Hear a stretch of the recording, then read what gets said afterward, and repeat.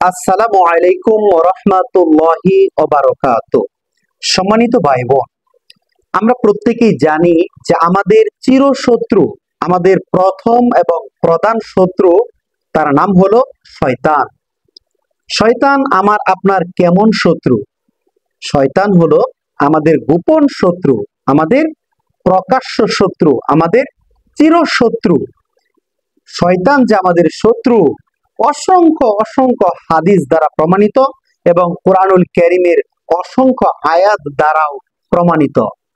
শয়তান আমাদের সামনের দিক থেকে আসে, শয়তান আমাদের পিছন দিক থেকে আসে, ডান দিক থেকে আসে, বাম দিক থেকে আসে। শয়তান আমাদেরকে চতুর্দিক থেকে ঘিরে আছে। এমনকি শয়তান আমাদের এই রক্তে শিরায় শিরায় উপশিরায় শয়তান চলাচল করতে পারে।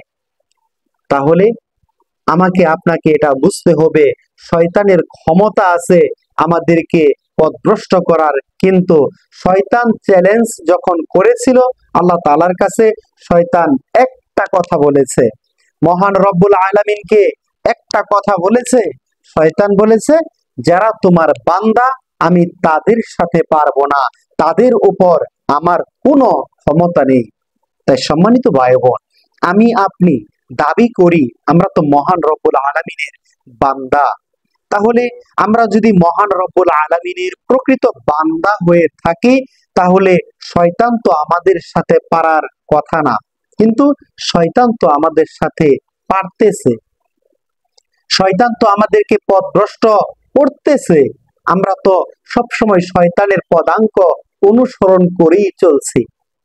আমরা এমন কিছু মানুষ আছি যারা 24 ঘন্টায় আমরা পাপের মধ্যে লিপ্ত থাকি, কিন্তু কখনো এটা অনুভব করি না যে আমি মহান রব্বুল আলামিনের বান্দা, আমাকে পাপ থেকে বিরত থাকতে হবে। এরকম অনেক মানুষ আছে। আবার এমন কিছু মানুষ আছে যারা পাপ করে, পাপ করার পর তারা অনুভব করে যে আমি তো পাপ করেছি, আল্লাহ তুমি আমাকে ক্ষমা করে দাও, আবার ভালো পথে, সৎ পথে বা সরল পথে ফিরে আসতে চায়। এরকম কিছু আল্লাহ তাআলার বান্দা রয়েছে। আবার আরেক শ্রেণীর বান্দা রয়েছে যারা কোনোদিন পাপ করে না, বরং নিজেকে সবসময় সৎ কাজের মধ্যেই রাখে। তারাই হচ্ছে উত্তম বান্দা এবং তাদের উপর শয়তানের কোনো ক্ষমতা নেই। তাহলে আমরা কোন পর্যায়ের বান্দা? আপনি আমি আসুন নিজেকে প্রশ্ন করি, তাহলে আমরা কোন ধরনের বান্দা? এ সম্পর্কে একটি কথা আমি আপনাদেরকে বলি। ইমাম ইবনুল জাওজি রহিমাহুল্লাহ তিনি বলেন, যখন কোনো মানুষ গুনাহ করে, গুনাহ করার পর কেউ যখন অনুভব করে যে আমার অন্তর গুনাহ করতে করতে অন্ধকারে ছেয়ে গেছে, এটা যখন সে অনুভব করে, তাহলে তখন ধরে নিতে হবে তার অন্তরের মধ্যে এখনো পর্যন্ত আলো রয়েছে। সেই আলো তাকে অন্ধকার থেকে ফিরিয়ে নিয়ে আসবে। এই অন্ধকার থেকে তাকে নিয়ে আসতে পারবে আলোর দিকে। এই অনুভব যখন একজন মানুষের মধ্যে থাকে, সেই ব্যক্তি ভালো পথে বা সৎ পথে ফিরে আসতে পারে। তাই সম্মানিত ভাই বোন, আসুন আমরা নিজেকে প্রশ্ন করি, আমরা যখন পাপ কাজে লিপ্ত হই, পাপ করার পর আমাদের অন্তরে কি এটা মনে হয় যে হাই, আমি তো পাপ করে ফেললাম, এটা তো করা ঠিক হয়নি? এরকম কি আমাদের অন্তর বলে? আমাদের অন্তর যদি এরকম বলে, তাহলে আমাদের ভিতরে এতটুকু পরিমাণ আলো, ঈমান এখনো আছে, যে ঈমানকে কাজে লাগিয়ে আমরা আরো বেশি সৎ আমল করতে পারবো। এখন এই যে আমরা প্রতিনিয়ত পাপ করি, আবার অনুভব করি যে আমি পাপ করলাম, এটা করা ঠিক হয়নি, এরকম পর্যায়ের আত্মা বা নফস আমাদের যাদের রয়েছে, তাদের এখন প্রয়োজন হচ্ছে কিছু সৎ আমল এমন ভাবে করা, প্রতিনিয়ত করা, নিয়মিত করা। এভাবে আমরা যদি কয়েকদিন প্র্যাকটিস করতে পারি, তাহলে আমরা এই পর্যায় থেকে আমরা একটু উন্নততর পর্যায়ে গিয়ে পৌঁছাতে পারবো। এজন্য আমাদেরকে একটু মনের সাথে বা নফসের সাথে জিহাদ করতে হবে। নফসের সাথে জিহাদ এটা কঠিন একটা জিহাদ। আমাকে আপনাকে সর্বপ্রথম পাপ কাজের উৎসগুলো বের করতে হবে, তারপর সেই সকল শয়তানের পদাঙ্ক অনুসরণ করা হতে বা পাপ কাজ থেকে নিজেকে ইচ্ছাকৃতভাবে সুন্দরভাবে নিয়ত করে খুব সুন্দর নিয়তে সেই পাপ থেকে আমাকে আপনাকে বেরিয়ে আসতে হবে। এভাবে আমরা যদি কয়েকদিন প্র্যাকটিস করি তাহলে আমরা এক সময় দেখতে পাবো আমরা সেই পাপ থেকে বাঁচতে পারতেছি।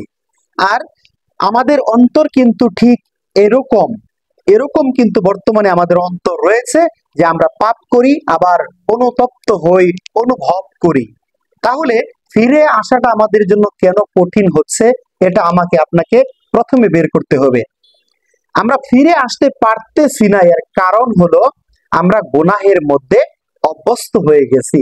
এই গুনাহ থেকে আমরা যে বের হয়ে আসব এই শক্তি আমি নিজে নিজে অর্জন করতেছি না, বা অন্য কেউ আমাকে দাওয়াত দিচ্ছে না, বা অন্য কেউ আমাকে বোঝাচ্ছে না, যার কারণে আমি বের হতে পারতেছি না।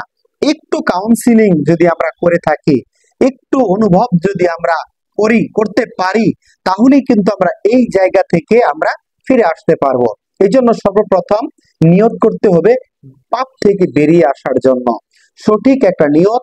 তারপর পরিকল্পনা করতে হবে, যে এমন একটা পরিকল্পনা সাজাতে হবে যে পরিকল্পনা আমাকে আপনাকে শুধু সৎ কাজ করার জন্য আদেশ করবে, বা সৎ কাজে আমরা সবসময় নিজেকে লিপ্ত রাখবো, এরকম একটা পরিকল্পনা করতে হবে।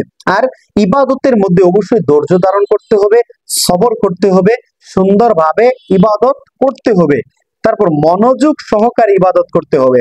আমি যে বিগত সময়ে পাপ কাজ করতাম বা শয়তানের যে কাজগুলো করতাম, সেই শয়তানের কাজ থেকে আমি অ্যাকচুয়ালি খুব সুন্দরভাবে অ্যাভয়েড করে, সেই পাপ কাজকে অ্যাভয়েড করে দূরে রেখে আমি নিজেকে ভালো কাজে ফিরিয়ে নিয়ে আসলাম। এই নিয়তে আমাকে সবসময় আমলের মধ্যে থাকতে হবে। এর মধ্যে সর্বপ্রথম আমল আপনার যেটা হবে সেটা হবে 5 ওয়াক্ত সালাত জামাতের সাথে আদায় করতে হবে। জামাত মিস করা যাবে না, যে কোনো মূল্যে জামাতের সাথে সালাত আদায় করতে হবে। আর সালাত আদায় শেষে সালাম ফিরানোর সাথে সাথেই মসজিদ থেকে বের হওয়া যাবে না।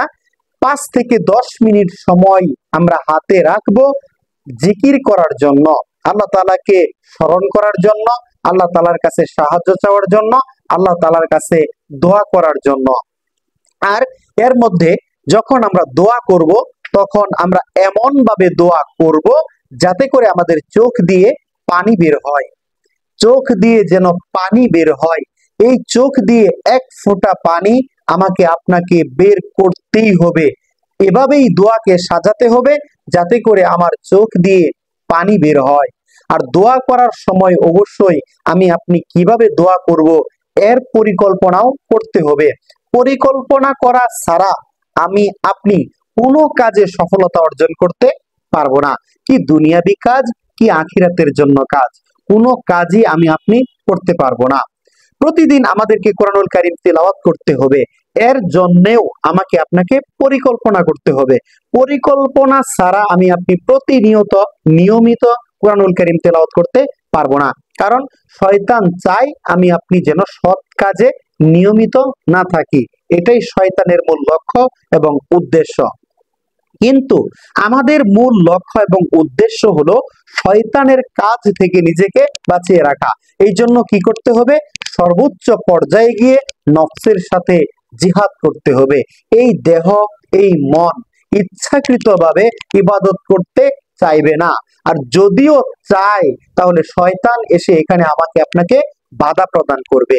তাই সকল প্রকার বাধা বিপত্তি ডিঙিয়ে আপনি সফলতার চূড়ান্ত পর্যায়ে যদি উন্নত করতে চাই বা উন্নীত হতে চাই, আমাকে আপনাকে সর্বপ্রথম ধৈর্য ধারণ করার সাথে সাথে ইবাদতের মধ্যে মনোযোগ সহকারে প্রবেশ করতে হবে। আর একাগ্র চিত্তে আমাকে আপনাকে মহান রব্বুল আলামিনের ইবাদত করতে হবে, দোয়ার মধ্যে থাকতে হবে, কুরআনুল কারীম তেলাওয়াতের মধ্যে থাকতে হবে। আর সরল পথে থাকার জন্য আমাকে আপনাকে সদা সর্বদা 100% বল প্রয়োগ করার মাধ্যমে টিকে থাকতে হবে। ইবাদতের মধ্যেও আমরা টিকে থাকতে পারবো না, কারণ আমাদের নফস বলে একটা কথা আছে, নফসকে আমাকে আপনাকে কন্ট্রোল করতে হবে। নফস অনেক পাপ কাজে নিজেকে লিপ্ত করতে চাইবে, কিন্তু সেই নফসের পাপ থেকেও আমাকে আপনাকে বাঁচতে হবে, নিজেকে বাঁচাতে হবে। আমাদের টার্গেট হলো মহান রব্বুল আলামিনের ইবাদত করা, মহান রব্বুল আলামিনকে সন্তুষ্ট করা। আমাদের টার্গেট হলো জান্নাতে যাওয়া। অতএব জাহান্নামের যত কার্যকলাপ রয়েছে, শয়তানের যত কার্যকলাপ রয়েছে, নফসের যত কুমন্ত্রণা ওয়াসওয়াসা রয়েছে, সকল প্রকার পাপ কাজ থেকে নিজেকে হেফাজত করতে হবে। ধীরে ধীরে অল্প অল্প করে নিয়মিত সৎ আমল করার মাধ্যমে নিজের ঈমানকে আরো বেশি মজবুত করতে হবে, পরিপুক্ত করতে হবে। পরিশেষে আমি আপনি পরিপূর্ণভাবে ইসলামের মধ্যে প্রবেশ করতে পারবো। আসুন আমরা এভাবে নিজে নিজে একটা পরিকল্পনা সাজাই এবং সকল প্রকার পাপ কাজ থেকে আসুন আমরা ফিরে আসি, আমরা মহান রব্বুল আলামিনের ইবাদত করি। আল্লাহ তাআলা আমাদেরকে সঠিক বোঝার এবং সঠিকভাবে সৎ আমল করার তৌফিক দান করুন। আমিন ইয়া রব্বাল আলামিন।